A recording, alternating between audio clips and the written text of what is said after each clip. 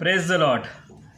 प्रियांनो, मी तुम्हा सर्वांचं माझं यूट्यूब चॅनल वर्ड ऑफ गॉडमध्ये पुन्हा एकदा हार्दिक स्वागत करीत आहे. आपण सर्व मान महिमा परमेश्वराला देऊ, त्याला धन्यवाद करू की त्यांनी आज आपल्याला पुन्हा एकत्रित केलं आणि त्याच्या वचनांमध्ये उपस्थित केलं. आज जे वचन मी तुम्हासाठी घेऊन आलेलो आहे ते आहे इर्मियाचा 17वा अध्याय 8 वचन. या वचनांमध्ये प्रियांनो आपल्याला एक गोष्ट दिसून येते की जे वृक्ष किंवा जो झाड पाण्याजवळ असतं तो आपली मुळे नदी किनारे पसरतो आणि तो कधीच कुठल्याही उन्हाला किंवा अवर्षाच्या वर्षी त्याला कुठल्याच गोष्टीची चिंता पडत नाही आणि तो आपलं फळ देण्याखेरीज राहत नाही. जर तुम्ही बघितलं प्रियांनो, जे वृक्ष आहे त्याची निर्मिती जी आहे ती मातीमधून होते, म्हणजे ते जमिनीतून वर येतं. आणि जर तुम्ही मनुष्याचे बघितलं तर मनुष्याची निर्मितीसुद्धा ही मातीपासून झालेली आहे.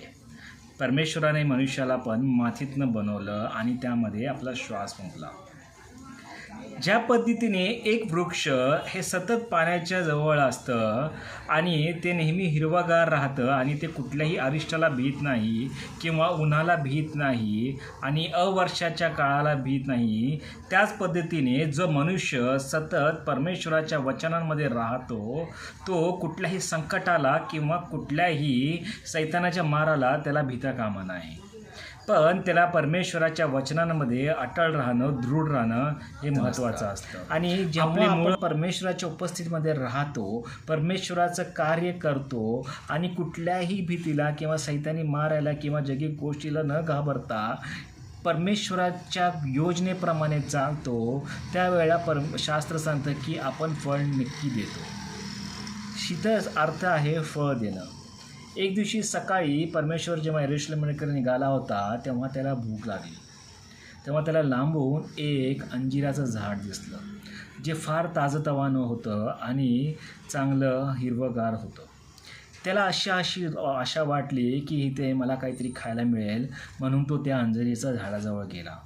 आणि जेव्हा तो अंजिराच्या झाडाजवळ गेला तेव्हा त्याला तिथे कुठलंही फळ दिसून आले नाही.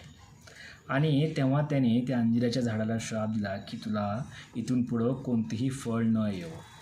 आणि दुसऱ्या दिवशी त्याच्या शिष्याला ते झाड जळालेलं असं आढळलं. बायबलमध्ये पूर्ण ही एकच अशी गोष्ट आहे किंवा एकच असं उल्लेख आहे जिथं परमेश्वराने कोणाला श्राप दिलेला आहे. कारण की प्रभू येशू ख्रिस्त ह्या पृथ्वी तलावरती आशीर्वाद बनून आला होता. तो आशीर्वादाने सर्वांना बरं करत होता, तो आशीर्वाद सर्वांना देत होता. पण तो एकच अशी गोष्ट आहे त्या अंजिराच्या झाडाविषयी ज्याने त्याला श्राप दिला. परमेश्वर देखील आपल्याला त्याच दृष्टिकोनातून बघतो. जेव्हा आपण परमेश्वराच्या उपस्थितीमध्ये असतो आणि आपण परमेश्वराचे वचन ऐकत असतो, परमेश्वराला ग्रहण करत असतो, पण ते आपण फक्त आपल्यापर्यंत मर्यादित ठेवून दुसऱ्यांना ते वाटत नाही, तेव्हा पण आपण ते हिरव्यागार झाडासारखे असतो. तर माझ्या परमेश्वराच्या लेकरांनो, जेव्हा तुम्ही परमेश्वराचे वचन ग्रहण करता, जेव्हा तुम्ही परमेश्वराबद्दल ऐकता, तेव्हा तुम्ही देखील फळ देणारे बना. तुम्ही देखील तुमचे मुळं हे लांब लांबपर्यंत पसरवा. परमेश्वराची जी सुवार्ता आहे, परमेश्वराने जे कार्य आपल्याला दिलेलं आहे ते कार्य तुम्ही पण घेऊन चला. परमेश्वर जेव्हा तुम्हाला वरून बघेल तेव्हा तुम्ही त्याला हिरवेगार न दिसता तुम्हाला फळ लागलेलं असे दिसू द्या. आणि तुम्ही जेव्हा जाणता की प्रत्येक झाडाला जेव्हा फळ लागलेलं असतं आणि कोणीही जेव्हा त्या झाडाचं फळ खातं तेव्हा तो तृप्त होतो. म्हणजे तुमच्यामध्ये जे वचनाचं तुम्ही जे खत पाणी घेतलेलं आहे, परमेश्वराचे जे विचार तुम्ही घेतलेला आहे, परमेश्वराबद्दल जी तुम्हाला ही गोष्ट माहिती आहे, जेव्हा तुम्ही इतरांना सांगता आणि जेव्हा ते तृप्त होतील तेव्हा तुम्ही चांगले वृक्ष बनाल आणि तुमचा स्वर्गीय पिता तुमचे वृक्ष, तुमचे फळ वाढवत राहील, वाढवत राहील, वाढवत राहील. जर तुम्हाला स्वर्गीय आशीर्वाद पाहिजे आहे, जर तुम्हाला स्वर्गीय फळ प्राप्त करायचं आहे, तर तुम्ही देखील तुमच्या आयुष्यामध्ये फळ देणारे बना. तुम्ही रोज जेव्हा तुम्ही सकाळी उठता तुम्ही तुमच्या स्वतःला बोलत जावा की आज मी माझ्या आयुष्यातलं फळ लोकांना देणार आहे. परमेश्वराने जे मला चांगलं खत पाणी घातलेलं आहे, परमेश्वराच्या वचनातनं मी जे शिकलेलं आहे, जे परमेश्वराच्या मी पाण्याजवळ राहिलेलो आहे, त्याच्या शास्त्रामध्ये जे मला कळालेलं आहे ते मी इतरांना खाऊ घालणार आहे. ते फळ जे चांगलं आहे, जे छान आहे, जे उत्तम आहे ते मी लोकांना देऊन त्यांना तृप्त करणार आहे. म्हणजे जेव्हा प्रभू येशू ख्रिस्त तुमच्याकडे बघेल तेव्हा देखील तो संतुष्ट होईल आणि तो देखील तुम्हाला स्वर्गीय फळाने आशीर्वादित करत राहील. तर माझ्या परमेश्वरांच्या लेकरांनो, माझ्या प्रियांनो, मी तुम्हाला आवाहन करतो, तुम्ही देखील तुमच्या आयुष्यामध्ये फळ देणारे बना. तुम्ही देखील तुमच्या आयुष्यामध्ये इतरांना फळ देणारे बनवा. तुम्ही तुमचे शाखा, तुमचे मुळं हे लांब लांबपर्यंत असवा. जे आपले बांधव आहेत, ज्यांना ख्रिस्त माहीत नाही आहे, त्यांना ख्रिस्ताबद्दल सांगत चला. आणि परमेश्वर तुमचे मूळ हे बळकट करणारे आहे. तुम्ही जर कुठल्या जे तलावामधले जे पातं जेव्हा बघता, जे पाण्यावरचं एक झाड असतं किंवा फळ असतं, जर तुम्ही त्याला नीट बघितला तर ते नेहमी हिरवंगार असतं. का? कारण की ते पाण्यामध्ये असतं. त्या पद्धतीने तुम्ही देखील परमेश्वराबरोबर राहा.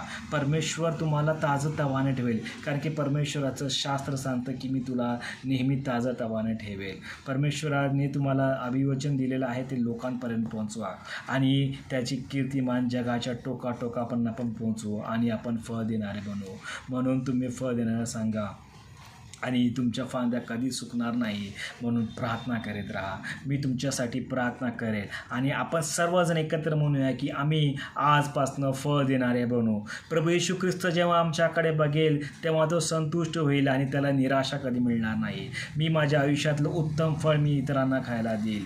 हे परमेश्वराच्या नावाने तुम्ही बोलत जावा आणि रोज कधी ना कधी जेव्हा वेळ मिळेल तेव्हा लोकांना प्रभूबद्दल सांगा. मी तुम्हाला आशीर्वादित करतो. तुमच्या घराला परमेश्वर आशीर्वादित करो आणि तुम्हाला अधिक परमेश्वराचं ज्ञान प्राप्त हो. पुन्हा एकदा भेटूया वर्ड ऑफ गॉडमध्ये. आमेन.